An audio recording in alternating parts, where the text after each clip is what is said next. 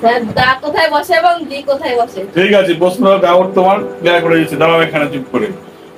কোন শব্দ শুরু হয়েছে ভাওয়েল দিয়ে, ভাওয়েল গুলোকে এ ই আই ও ইউ, এই পাঁচটা ভাওয়েলকে আমরা মনে করি স্ত্রীলিঙ্গ বা মহিলা বা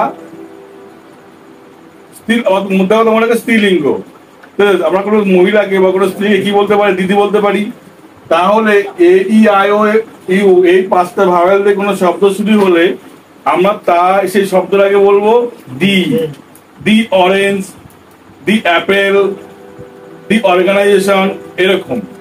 আবার যদি কোনো শব্দ শুরু হয় কনসোনেন্ট দিয়ে, B C D F G H J K L M, এই শব্দে কনসোনেন্ট শুরু হয়, তার আগে আমরা কি বলবো? যেহেতু এইগুলোকে মনে করি আমরা কি মনে করি পুংলিঙ্গ, বা এগুলোকে মনে করি ছেলে বা পুরুষ, তাহলে আমরা কি বলবো? ছেলে বা পুরুষকে দা বলতে পারি। দাদা মানেই দা। সুতরাং এইগুলো দিয়ে যা শব্দ শুরু হবে তার আগে আমরা কি লিখবো বা কি বলবো? দা বলবো। The pen, the box, the ball.